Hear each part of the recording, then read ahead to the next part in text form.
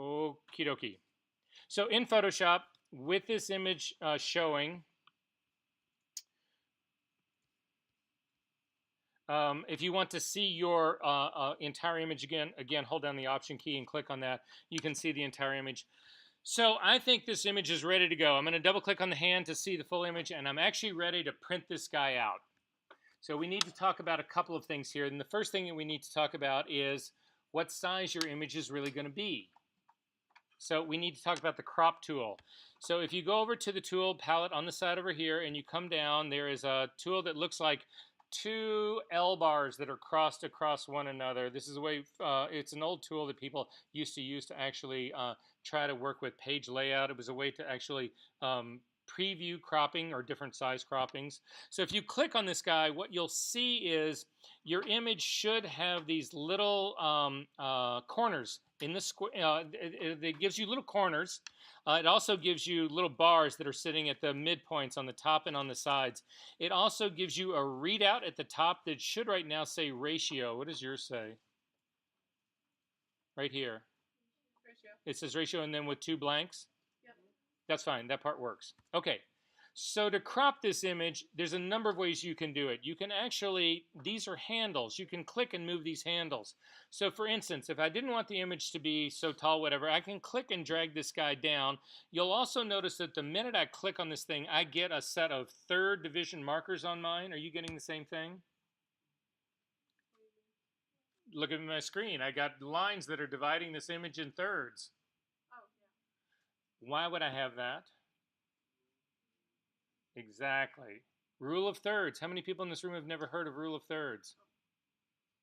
You all have. This shows you where they are.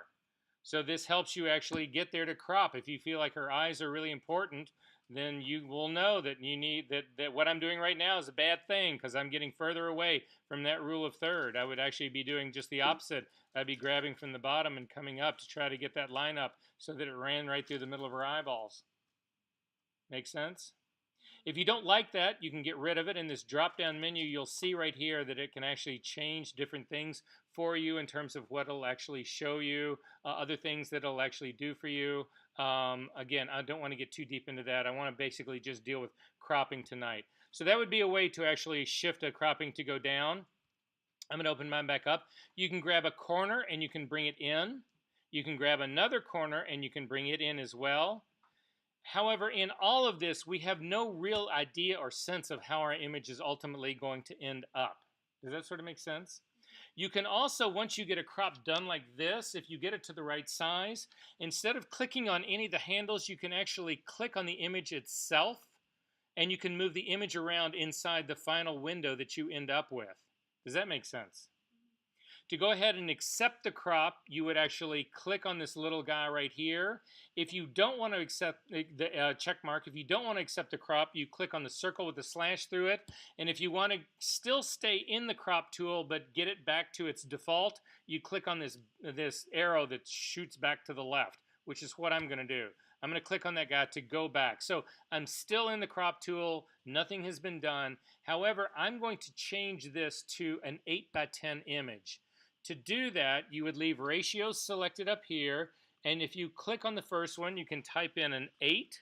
If you hit the tab key, you will go to the next screen, and you can put in 10 there. This image now is scaled at an 8x10. Now again, I can click on the image and move it around inside there slightly. It's as big as my 810 can be, but that's sort of like giving it to me there. I've got a little bit of motion in here, but not a whole lot. If you feel like you want to come in tighter but still keep this 8x10 ratio, hold down your Shift key and click on one of the triangles and come in. You'll notice that the 8x10 ratio stays. Now this does not necessarily mean that my final image is going to be 8x10. It will have a ratio of 8x10, but this does not necessarily make it that way. We'll change that in just a second. So again, I'm going to get this image in here about like this. I feel like this is pretty good. This is the way I want it. Has everybody got something that's somewhat similar to this? Okay, so then I'm finally going to, you'll see over on your layers palette, it just says crop preview. I'm going to hit the return key once. That'll accept the value. I'm going to hit the check mark. It'll be easier to do it. and my image is now cropped as an 8 by 10. However, you remember I said this is an 8 by 10 ratio. That's the same thing as a 4 by 5. It's the same thing as a 16 by 20. Those are all 8 by 10 ratios. If you want to make sure that your image is actually prints out as an 8 by 10, you need to make sure that the image is sized to an 8 by 10. To do that, you come up to the image menu, down to image size, and there will be a drop down, there will be a dialog box that opens up. In my case, mine's in pixel units. So I'm going to change that. I'm going to click on pixels here to inches. And you can see mine's a 10.78 by 13.475 at 300 ppi. I am going to leave resampled checked. We might get to resampling tonight, but maybe not. But I'm going to leave resampling checked. And I'm simply going to change this value to an 8. You will notice that it changes the height essentially to 10. Mine says 9.9999, so it's within a thousandth of an inch of being an 8 by 10. And I'm going to go ahead and say OK to that. This will now print out. This is now an 8 by 10 image that will print out as an 8 by 10 on my printer when I go to print it. Are there questions about this? Are we good on this part? So image size is like what is the physical size? Exactly. All right, we good on that two-step process. So that's how you scale your images to ultimately be printed out. Are we good on all this? Okay, so this guy is ready to print out right now. We are going to finish this process, and it's this. We actually need to sharpen this image right now. So what I need everybody to think about is this. When you print out on, let's not even talk about printing out. We need to talk about something in the printing world. They call it dot gain. And basically it's this. If you imagine a piece of paper, printing paper, as a sponge, and you hit it with ink, the ink will have a tendency to spread out in that sponge, right? It happens in anything. Imagine I've got a sponge right here on the table and I just hit a drop of water on it. It'll land in a very small place, but then it'll actually spread out because the ink soaks out into the surrounding areas of where it hit the piece of paper.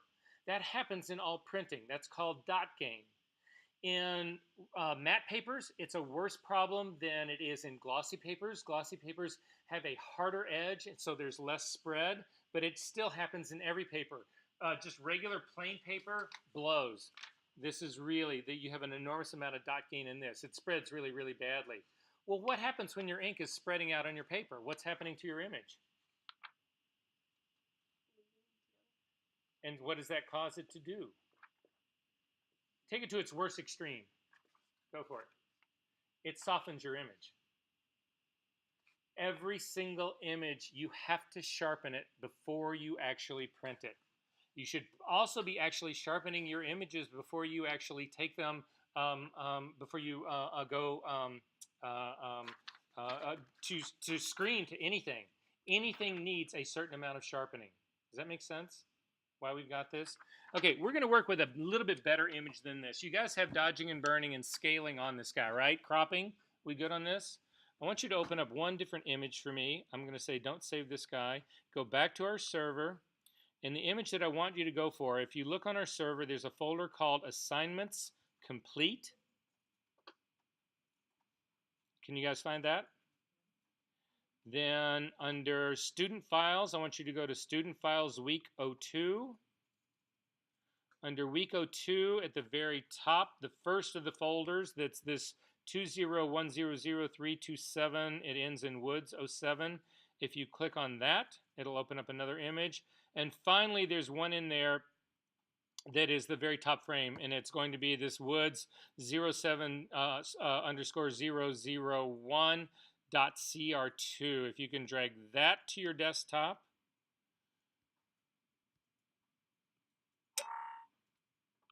Did that copy over? Okay, and then go to your desktop and simply double click on it, and it should be the very top of your desktop, and it should load right into Camera Raw. We're going to do one quick change on this guy really quickly, and that quick change is we're going to color balance it. So up in Camera Raw, the third tool over from the top on the left, going from the left, is the white balance tool. Click on that white balance, come down here, and click on the gray patch that's right by the red. It'll do a slight change. Make sure that this is open object. That will actually do a slight change as well. No, it'll just open it as an object in Photoshop. You will notice right now that I've actually got crop marks on mine that are actually in an 8:10 ratio. As long as the crop tool is active, you will always get this. It'll always stay that way. So to get rid of the crop tool, simply click on any other tool. I usually click on the move tool that's up at the very top. Okay, so sharpening. The final thing about sharpening, I'm going to show you two ways to actually do this sharpening, and we're going to sort of compare. No, we're not going to compare the difference. I'm going to show you two ways of doing this. First off, I'm going to find out if you guys have got the Nik filter in this guy. So to do that, you need to come up to the filter menu, and you need to come down. Do you have Nik collection sitting right here at the bottom? No. Nope. It's on my, I put it on my hard drive. Yeah, but these computers, these are supposed to have this on it. This is something that's been part of the digital lab for 2 or 3 years now, but you guys don't have this guy, right? Okay, so I'm going to show you two ways to do your sharpening. One's going to be this way, the other will be another way. So we're just going to take a quick look at this. So for the Nik collection to actually do this, you come up to the Nik collection. These are the different programs that Nik offers. The analog effects program, this is a grain. How many people in here? I don't know if you guys even. Does anybody here shoot film?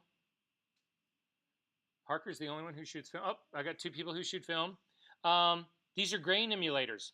So if you want to shoot digital and have it emulate film stock, this is a grain emulator, and it has hundreds of film stocks in it. So you want your stuff to look like Agfa Portria Rapid that was processed in some cross-processing in D76. It does fucking everything. They're insane. The next one down, Color Effects Pro, is strictly a colorizing group of filters. Define 2 is an anti-noise filter. So if you've got images that have a lot of noise in it, it's actually better noise reduction than you can get in Photoshop. The next one down, HDR Effects Pro. Anybody in this room doing HDR work? Okay, good. Sharpener Pro, there's 2 sets of sharpeners. There's a pre-sharpener, this is for raw files only, and there's an output sharpener. That's what we are going to be doing for this class. This is what you need to run if you're actually going to do prints or send stuff to for online stuff. Silver Effects Pro is black and white, and this Viveza is it's a very similar to, it's a color effects simulator. So it allows you to simulate a whole cornucopia and build your own filters and everything. All of this stuff is really, really deep. But this Sharpener Pro output sharpening, not raw pre, but output sharpening is what you want to click. It's a very smart program. It knows that this is a smart object, so it's going to tell me it's got to turn that off first. I'm going to say, that's fine, go ahead and turn it off. It's going to zoom in on this, and this is the thing that matters to you guys. When you go to do your sharpening, does anybody in here, have you done any sharpening at all of your work before you printed it? Yes, for Parker, but none of the rest of you guys. So you never used unsharp mask, you never used any of that kind of stuff in Lightroom? Yes, you are supposed to do it, and the fact that they're not teaching you is wrong. So now you're going to learn the right way. That's all I'll say. So here we are at the right way. Step number 1. So we're going to start with this. The amazing thing about Nik Sharpener Pro is that it takes an enormous set of variables into account for you. So for instance, I said to you before, matte paper absorbs and has worse dot gain than glossy paper. Well, how do you know how much to sharpen for one and not the other? You want to do a print on both. Well, how do you know what difference you should have? This builds the variables in for you. Size has a lot to do with sharpening. So for instance, if you've got a gigantic image that you're actually printing up, whatever, you need a different level of sharpening on that depending on its viewing distance than you do for something that's really, really small, something that's postage stamp size. So all of these things come into play. The printer that you actually print on has something to do with all of this. Does that make sense? So if you want to do for display, you would simply leave it here at display, this drop-down menu. This would be doing stuff for your website. But to do printing, you want to come down here, and what type of printer do you want to know? What do you want to actually do this on? Do you want to do this on an inkjet printer or continuous tone? What's continuous tone? Anybody? How long have you guys been in photography? A couple of weeks? No, just kidding. Continuous tone would be something like a film recorder that would generate a piece of film. Halftone, again, you're going out to CMYK, you're doing a plate. And then hybrid device. You can get into all sorts of hybrid devices. Stochastic printing. Anybody here ever heard of that? Very specialized, high end. They do it. There's a company, Black Box, that's connected here to Columbia College. One of the few companies in the country that actually does it. Shockingly, amazingly beautiful black and white work. But at any rate, we're going to do this for inkjet. In inkjet, you get viewing distances. The viewing distance it'll do is based on the size of the image, or you can come in here and change it.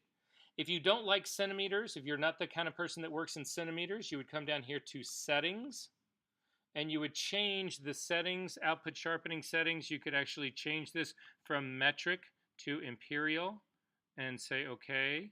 And now you would have your viewing distance in inches. So your viewing distance changes all of this. Your paper type. I am going to do this for glossy. Finally, the printer resolution. These Epson printer resolutions right here, you can change the resolution of the printer in the print dialog box. In most cases, people would be doing 1440 by 1440. This guy right here, if you hate yourself, you can actually go to this 24 by 24. It'll just double the length of your print time, but I'll show you how this part actually works.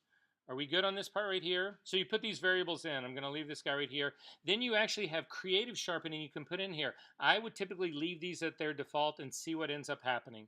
And then I'm going to say OK to this. It actually will go through the whole process, and look what it creates. A smart filter. Non-destructive. But look at what it does. I'm going to zoom into this girl's face. Any difference? This will change your printing life. Everything about it. Does this look too sharp to you? Yeah. And why would that be?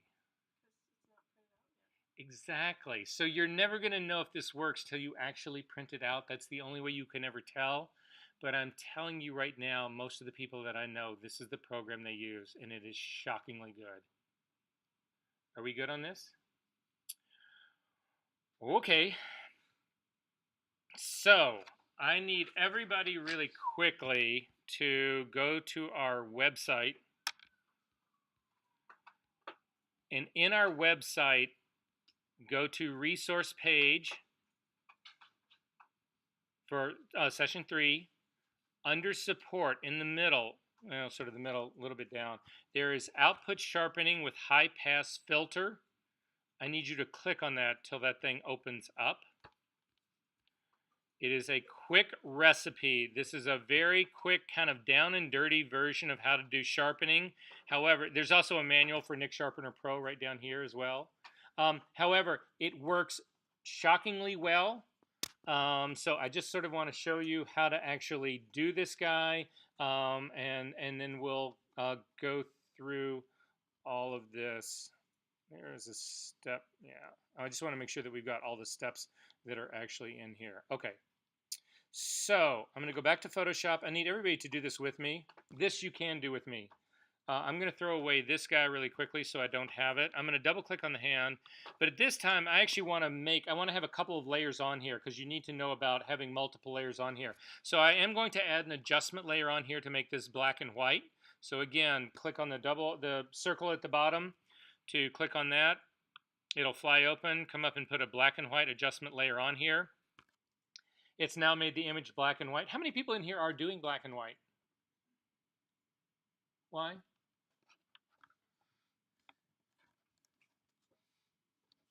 Just curious. Don't you think black and white has anything to offer, anything at all, ever? Sometimes. All right. Anyway, just to make sure you understand this. So the problem is that if I were to run any sort of sharpening algorithm on this right now, what it would do would be it would try to actually sharpen this black and white adjustment layer, which wouldn't really work for me. So what I need to do is I actually need to combine these two layers into a single one to sharpen. Does that make sense? No, I'm not going to make it a group. So this is the most complicated keyboard shortcut I'm going to show you guys or talk to you about. I need everybody to do this. We will do this over and over and over and over and over in this class. And it's a keyboard shortcut you need to know. So just, again, so here it is. I need everybody to do it. You hold down the Command key just to the left of the space bar, the Option key just to the left of that, the Shift key, and then you hit the letter E for Engelhard because they named this after me. That's really not true, but at any rate, you'll notice now I've got a layer that's actually built on here. It's no longer a smart object, but it is a combination of those two layers. It is the adjustment layer has now been built into this. If you turn it off and the adjustment layer off, you'll see it's a non-destructive workflow that we've still got. All the things that made this are up here. But this is the guy that we actually want to do our work on, is this guy right here. Make sense? I'm going to also double click on this and I'm going to rename it Sharpening. And say OK. I'm going to zoom back to our PDF to make sure I'm following this recipe correctly. I pretty much know it, but I want to make sure I'm doing all the steps correctly. And it'll tell you all of this right here. So it's saying to apply output sharpening, select the uppermost layer because you are going to need to do this for the files that you are turning in next week. Any adjustment work that you do on so tonight you're turning in your smart object Photoshop files to me, your five final picks. Everybody's good on that one, right? So, but for next week, you need to print those out, and you will then turn in another set of Photoshop files to me that have any of these adjustments done. If you wanted to use black and white layers or contrast adjustment layers or any dodging and burning or all of that, they also need to be sharpened. Every file, every layered file that you turn in from this point on, if I don't see a sharpening layer on there, you're going to lose points. Because you've got to get this in your mind. There's just no exception to this. So I'm a hard ass about this, but you will be happy in the end. So for next week, even if you have perfect smart object smart object layers and everything's fine, it's perfectly done, the color's perfect, you're not changing anything, you still need to create a sharpening layer that sits on that file that I can see. And you need to use it when you print. Are we good on this? So this matters. Okay, so to apply the output sharpening, select your uppermost layer, hold down the following keys, Command, Option, Shift, and E for Engelhard. I should really put that in there. This is going to make a copy of all the layers below it into one that's placed on the very top. Then you're going to go up to the filter menu. I want everybody to do this with me, and we are going to select the high pass filter. I'm going to slip forward. This will show you exactly where that is right here. And then this is what you need to know. You need to select a mount from a 0.9 to a 0.1. We're going to look at that and make sure that that's what we're really looking for, but we'll see. So I'm going to come back into my Photoshop layer. I'm actually going to zoom into this guy because you want to be able to see this pretty well. So I'm going to zoom in to this face so I've got something a little bit closer to this.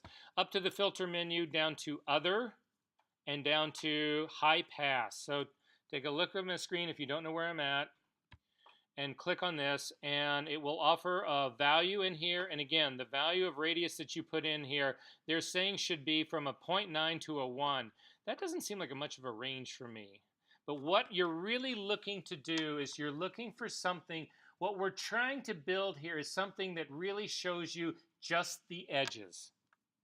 So would you guys say that this is showing you just the edges? A pretty good thing of just the edges, right? So I've got good edge detail that's actually happening right here. But in the areas in her skin, I don't really see anything. I don't see anything in here. I've got a lot of edge detail here in the hair. I've got edge detail on the hand. I've got all of that part going on in here. Does that sort of make sense? Okay. Does anybody in this room really know what sharpening really is?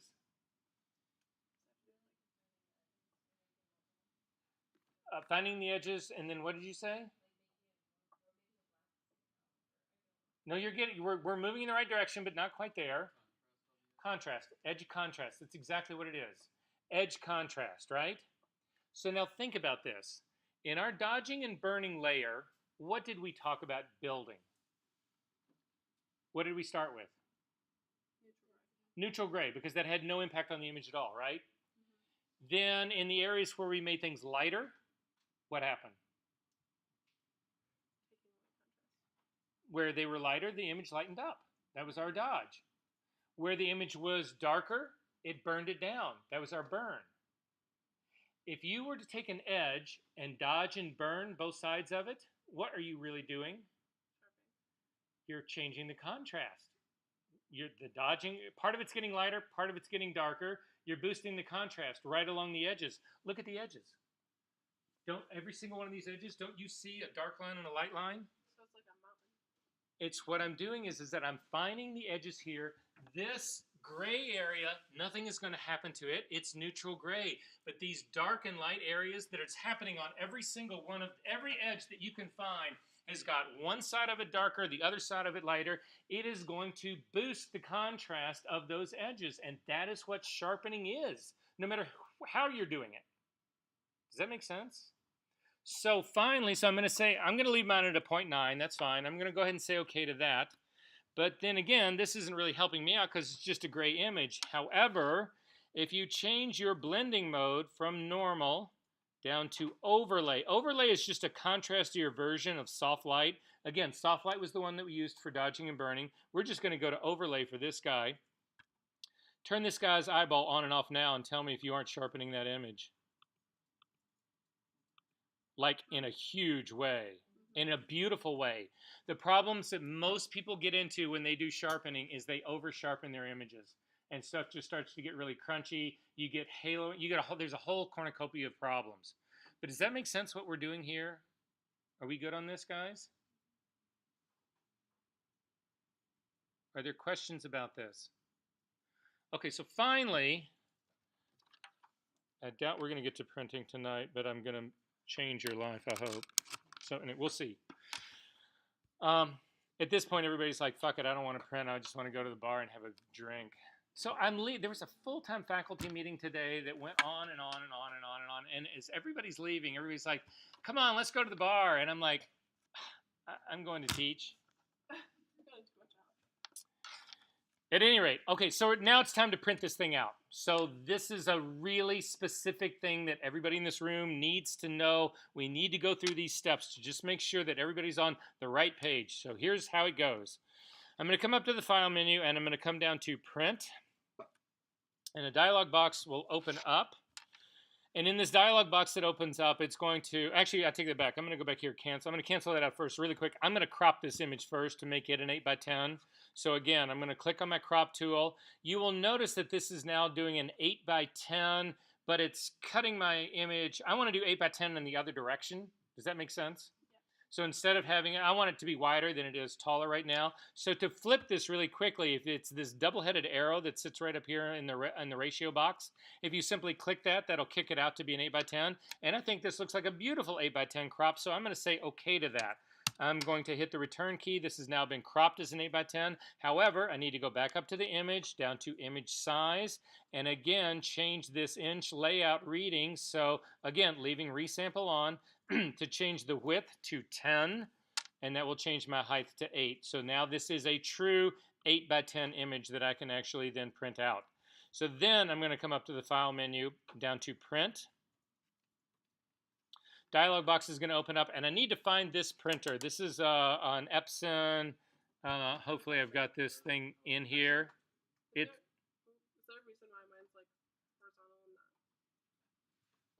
vertical? Because you didn't flip it, so it cropped it wider. That's what I thought you wanted. Crop it like. Oh, that part is cropped right. Yeah, but when you do file. Yeah, it may not, because we don't necessarily have it set up yet correctly. Oh. So we'll find out right now. So again, the first thing you have to do is set your printer. So in the printer setup drop-down dialog box, I need to find this Epson P800. If it is not installed, so for instance, if you're doing this on your own computer, if you want to use your own computer to print on these printers here, and you do not have this available to you, the way you make it available is you come up to the Apple menu, you click on the drop-down, you come down to System Preferences. Under System Preferences, when it opens up, you click on Printers and Scanners. In Printers and Scanners, you will actually come down here and click on this plus button. It will look for all the available printers it can find for you. So you'll see this is all the ones that are attached to the network here in at Columbia. But you can see right here on this one, there is this Epson SC-P800 series that's connected via USB, which is this printer right here. You would simply then click on this printer and then click, it's going to look for it, and then you would click on the Add button.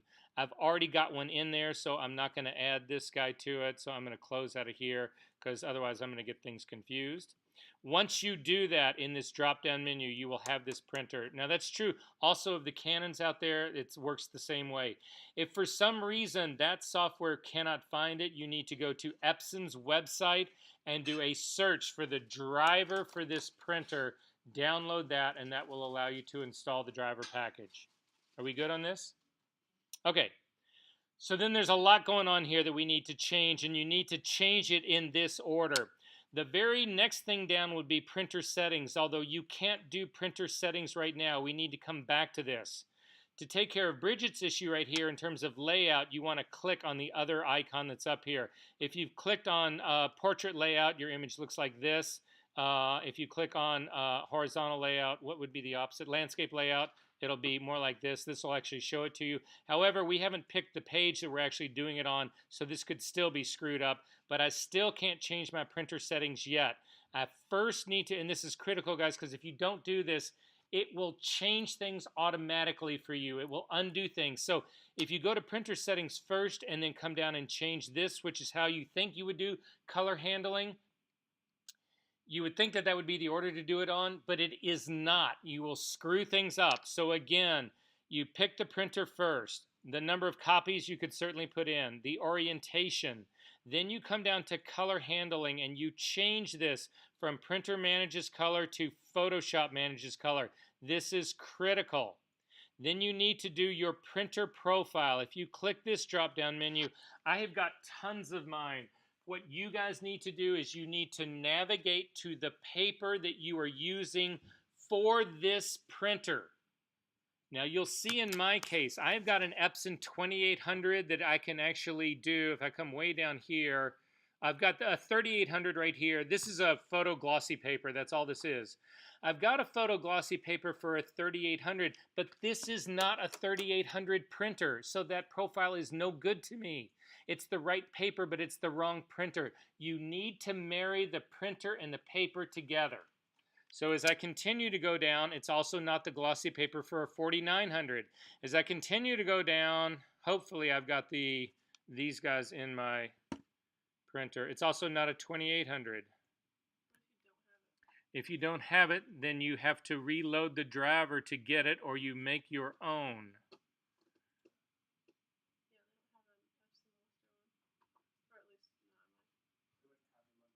They wouldn't be on these computers anyway.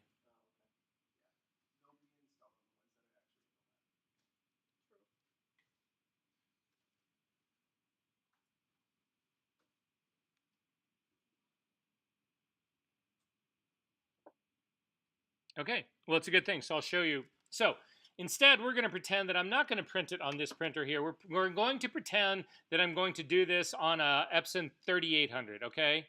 You guys can work with that, right? Make believe, pretend. Have I just lost everybody? There's this whole glaze in this class right now. Okay, I'm going to pretend it's a 3800. So to do that, again, I've got to find the Epson 3800. And I'm looking for photo, not metallic.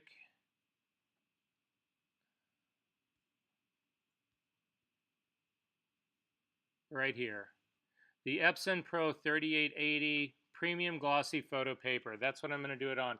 I've got to actually change my printer then to an Epson 3880 so that this now matches this. And you see what I mean about this. The minute I change this up here, it reset the color handling down here. So you've got to do this shit in the same order that I tell you. So set the printer first. We're going to come down. Photoshop Manages Color. Pick the printer profile for this. And it was that 38.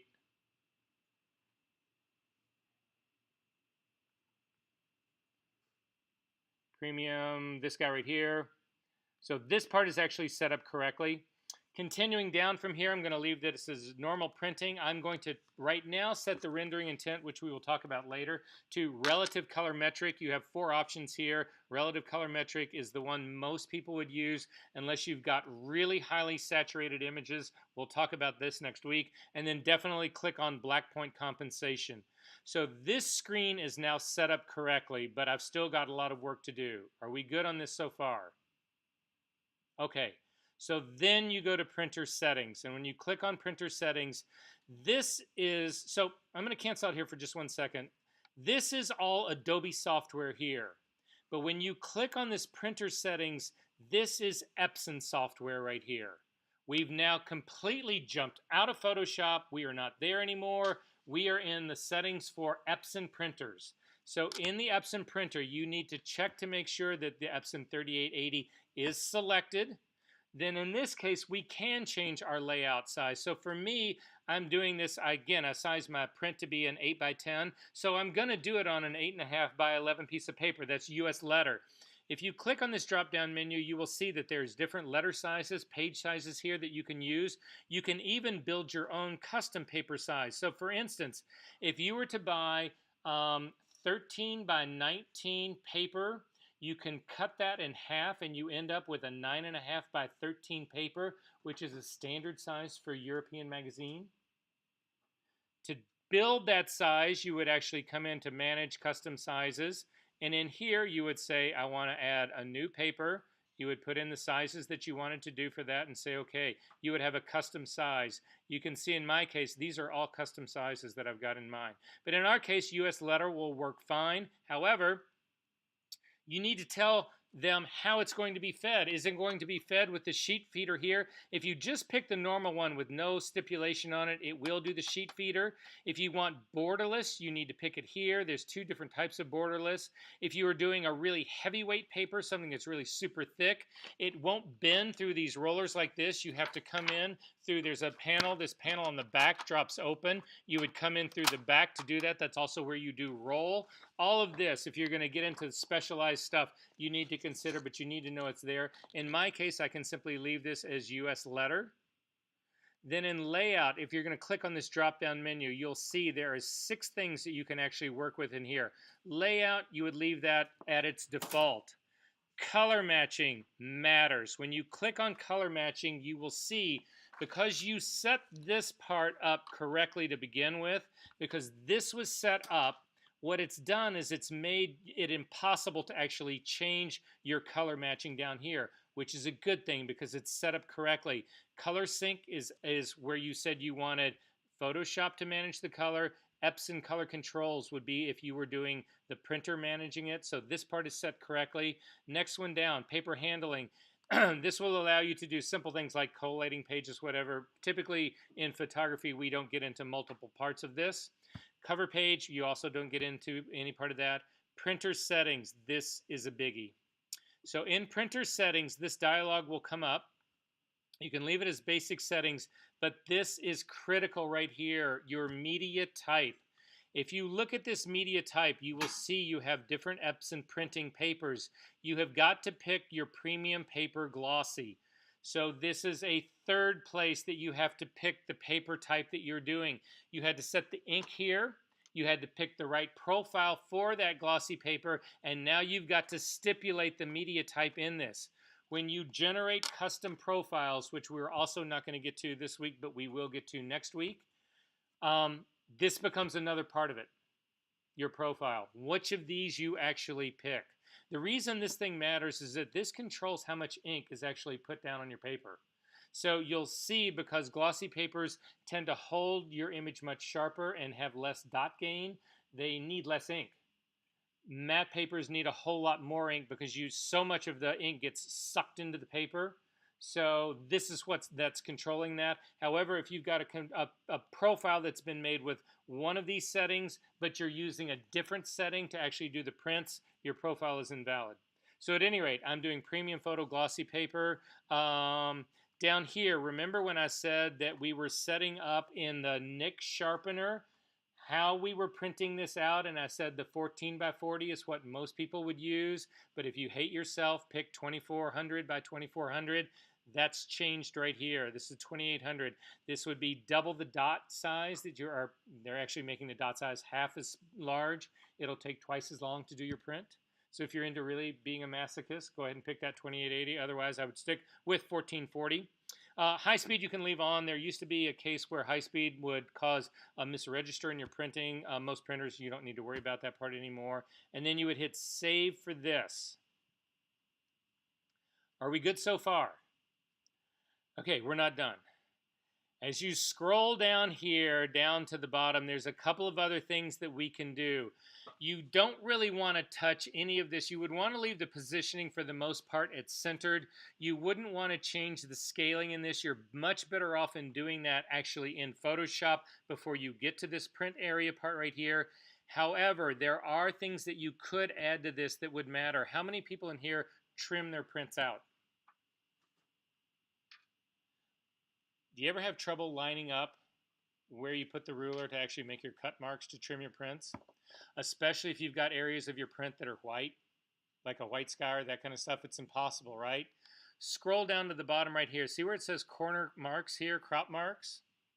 Click on that and look what it does. It adds little marks that are outside your printing area that are what you lay your ruler on.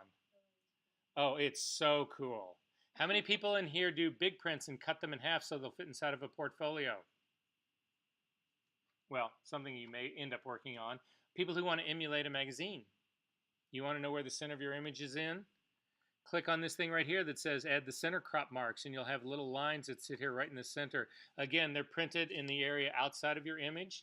If there is no area, if you've got your image at a full bleed, you won't see the crop marks. It won't ever put them on your image.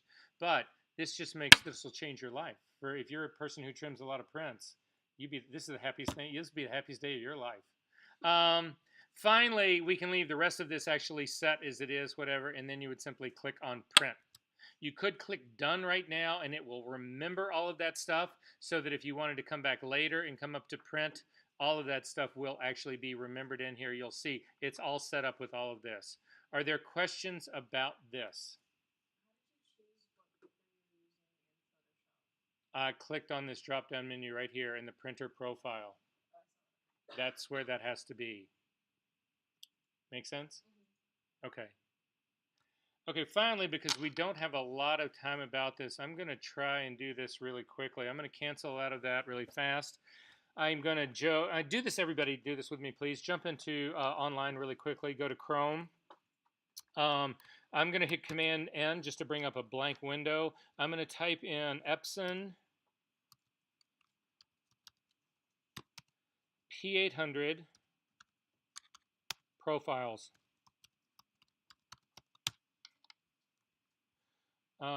And it's looking like it says premium ICC profiles for Epson Sure P800 are right here. There's the link to it.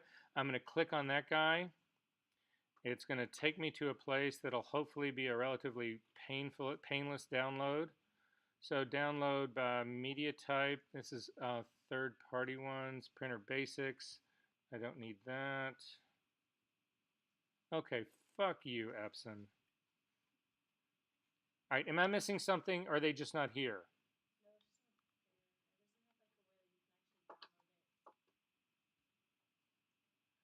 Okay, so then try this one with me. Come up to another search, Command N. Let's do Epson P800 print drive. Oh, where? When you search Epson P800 profile and you just click the link that says Epson SureColor P800. This right here? If you go back to the search, Oh. your original search, then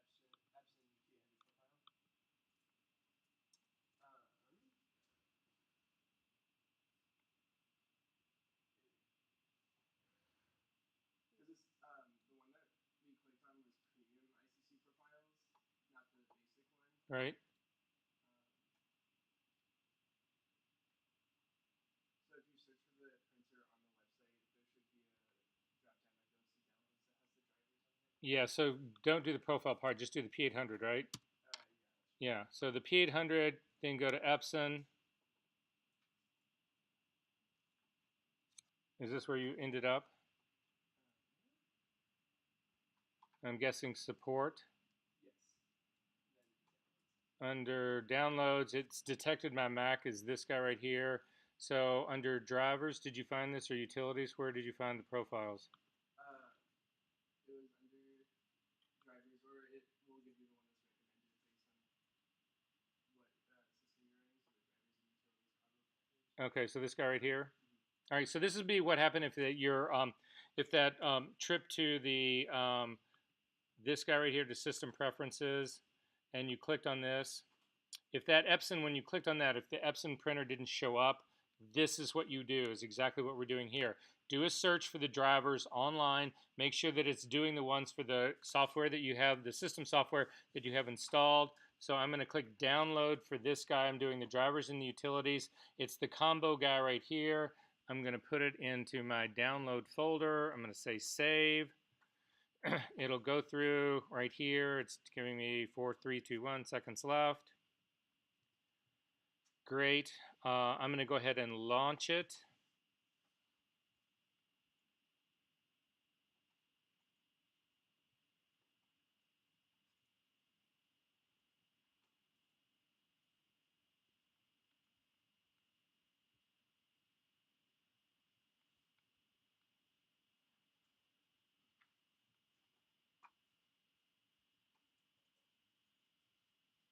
It's sitting right here. Before I actually install this, though, I want to remove the one that I've already got in here so that things don't get confused. So to remove it, go up again to the Apple menu, down to System Preferences, go to Printers and Scanners, and then you need to find the P800 that's already installed. Mine's right here. Select it, and then click the minus, and it's going to say, do you want to delete that one? And I'm going to say, yes, I do want to delete that one. Then you can close this guy up, and then you can install the new one that we just downloaded that hopefully will give me the whole ball of wax.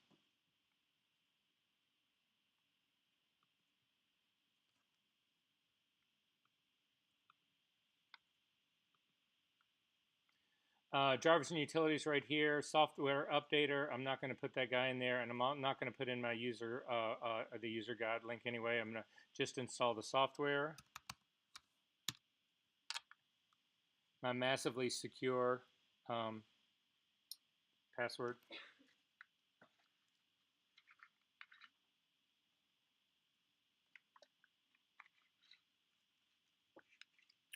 I'm fairly certain that Photoshop will not recognize the new ones that are actually put in.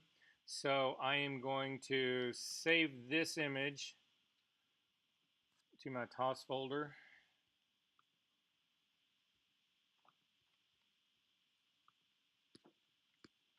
I'm going to quit Photoshop.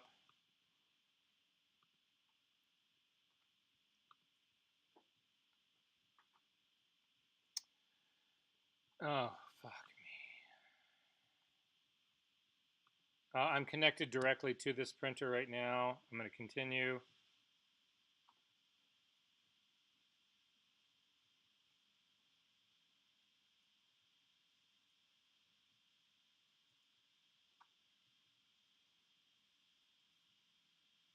I'm going to add the printer.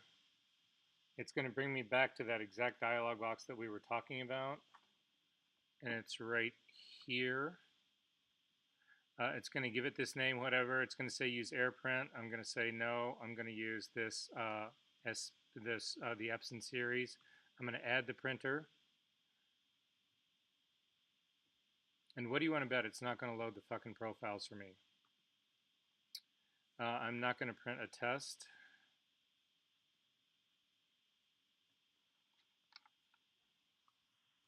And I'm not going to register either.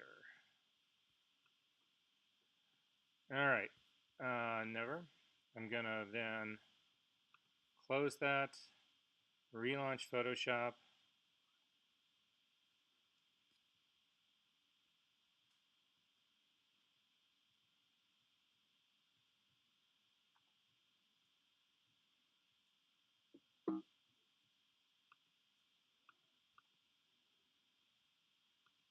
Open that PSD. Go to print. I'm going to pick the P800. I'm going to say Photoshop is going to manage color, and in my drop-down menu, lo and behold, here they are. So it did install it. These are all the profiles that are right here. So what, again, that I would be looking for right here would be this guy right here, because the paper, this paper that I'm using is the Photo Paper Glossy. So I would pick this Photo Paper Glossy right here. Again, leave it as normal printing, relative color metric, black point compensation on. Click the printer settings. Open these guys up. Again, color matching is just a check because to make sure that that's been turned off, because we said that we did want Epson to actually, for Photoshop to manage the color. Then drop down to printer settings. In printer settings, again, just make sure that this premium photo glossy paper is what's selected for this.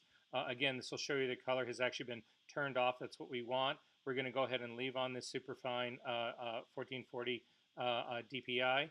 And then finally, that's the only other things that I need to do in here.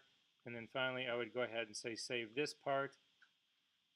And now I can use this paper on this printer. Does that make sense? Are there questions about this? Are you guys good for next week?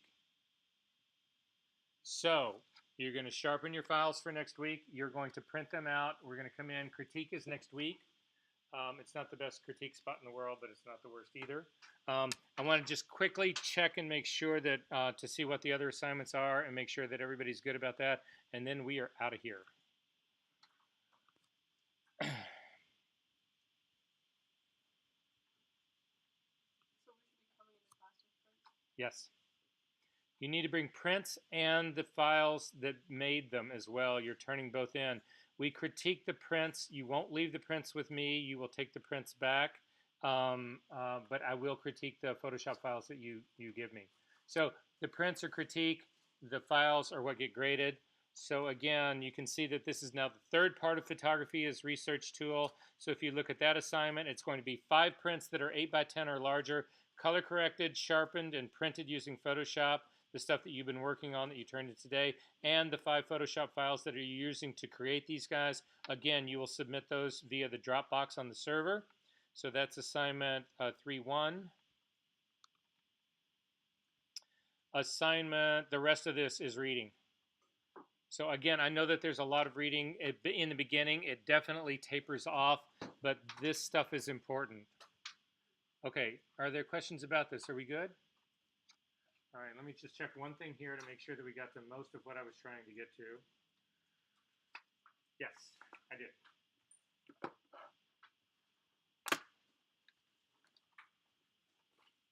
And I'll see you guys next week.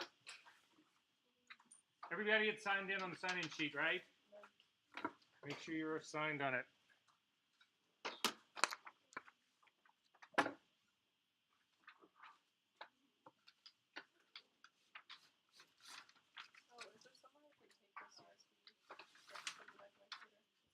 You give it to the front desk.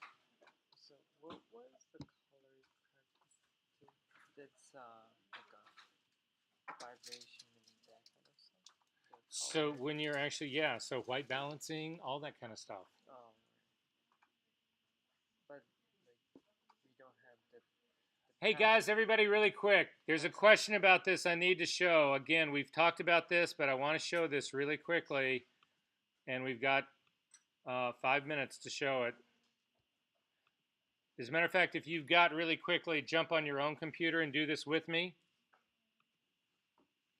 So the question was, what I want you to do is open up the girl that was our profile scanner part.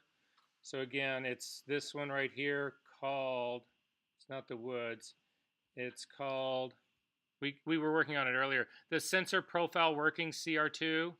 Double click on that guy to bring this into Camera Raw. So the question is that how do you color balance this thing if you don't have this white color checker in there? So I'm going to use the color checker to really pervert my color, because you can use it to just click on something and get really bad color. Wouldn't you call that pretty bad? Here, let's do this. How bad is that color? Pretty bad? Can we pick something worse? I don't know. That seems pretty bad. All right, so we'll pick that. So this is my image. Clearly not color balanced, right? So let's imagine that I don't have this card in there. Is there something that I could use to color balance this image? Again, what does color balancing do? What am I looking for? I'm looking for a neutral gray, something that could be neutral gray. Can anybody spot anything in this image that should be a neutral gray? Well, how about her shirt? It's a black shirt. Black is a neutral gray. Okay, Oh. let's undo that. What about the license plate on the back of the car?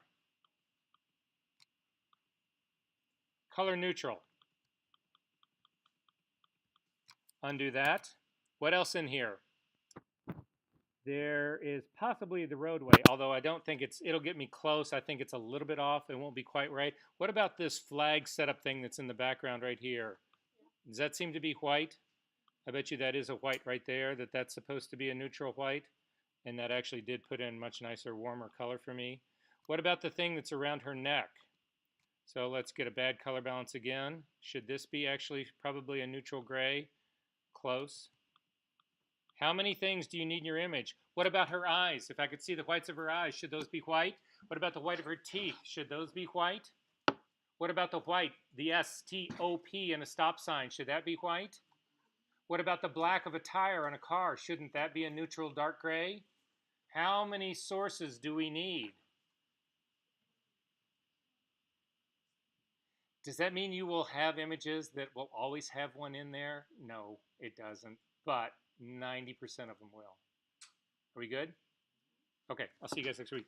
And after you do that, you're done. Well, this is color balancing this guy, but I may not say that I like this. I actually need to look at, again, I would click auto on there to see if I like, well, that's too opened up. I don't like that part of it. So I would leave that up, but I would drop the exposure back down. Maybe I like the contrast. I don't like any of that. So I'm going to go back to default. If I didn't like, I could go in and dodge and burn this image. I could go in and change the contrast if I didn't feel the contrast was quite right. If I thought I wanted to open up the shadows a little bit more. I look at this. I think the shadows are a little deep for me, so I would open those up slightly. So, I mean, it's that. When I was opening up the pictures in Photoshop, I didn't have the bar at the top where I could. They were just like filling the whole screen, and then cropping was super awkward. So then you're not opening. It's raw files you're not opening. If they're JPEGs, they don't open in Camera Raw. No, I got them in Camera Raw. But Okay. Like, when you're out of this mode and you're just like adding layers and stuff, you have like the little white bar at the top of each image. Yeah, that says So- the file name. That just wasn't coming up at all. Is this on your computer or the ones here? The one here. Is that one? Is it happening right now? I already logged out. Oh, log back in really quick. We've got 2 minutes. I've got to get this printer back to somebody, so we'll take a look.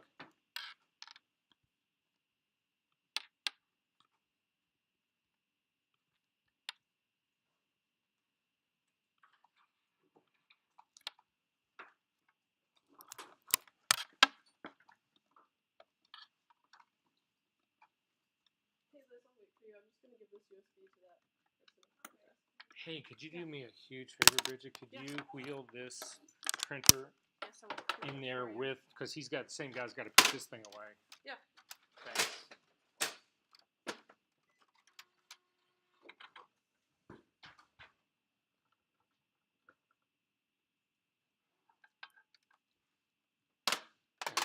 Tell him I'm bringing that profiler to him in 5 minutes. Okay. Thanks. Mhm.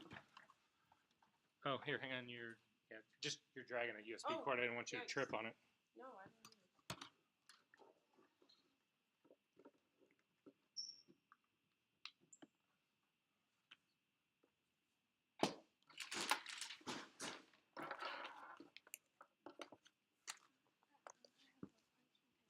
One sec.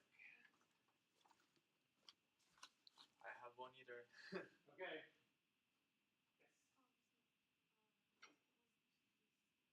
Okay, so in this step right here, first off, we need to actually run the filter on it first. So we haven't done that yet.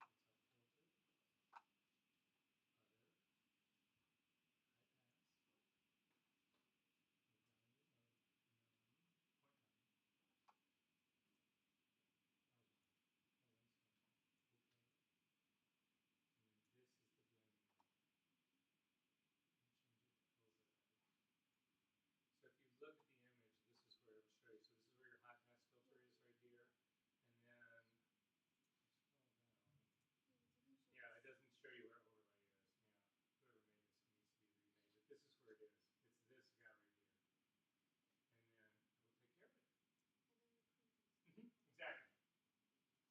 don't print that one. Print yours. Yeah. Okay. There's any special ways that I can import this as a Word object? Where I is mean, it? export. I need to turn this into you, but I don't know how can I export this. So where is this right now? Was it From in the Lightroom? Yeah, right. Okay, And so then it's- I just bring it to Smart Object in here. Okay, so you brought it in as a smart object, and it is. Mhm. So then you just save this. Oh, that's it. That's it. So just Do save as, save as. Mhm. and then either TIFF Okay. or click on that menu, Photoshop. Either one. Just you don't any All the ones in the middle you Oh, can't okay, use, just but hit TIFF menu. or Photoshop you can Okay. use. And then you need to save that to a folder. Those are the files that you need to turn into me. Right. Okay? Right. And that's it. Okay. Thank you. That's it for today. All right. Next week it gets more. Okay. Sure. Okay. And you're recording the videos things in Yes. there, right? So where that I can see. I'll show you. Go to online really quick. Go to YouTube. Great. In YouTube, search for Verser, V-E-R-S-E-R. Oh. Happens all the time. For sure.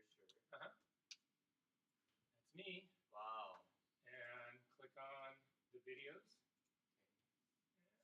Okay. There they are. Subscribe. Thank you. Sure.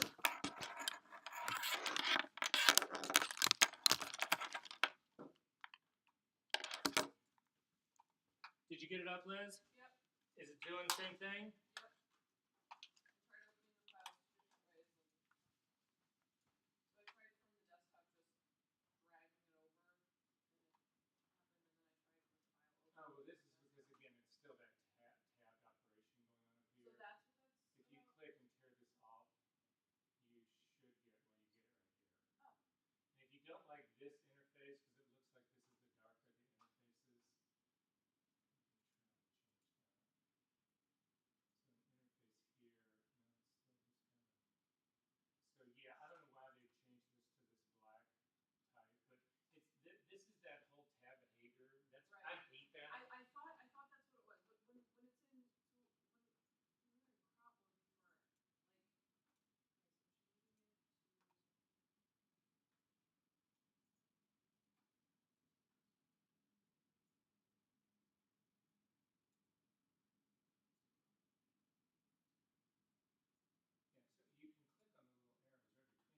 just flips those Okay, numbers. right. Before I had that weird like the checkerboard thing all around it, and I couldn't get it to like. It's like the image was too small for the crop, and so I couldn't like expand the image just a little bit.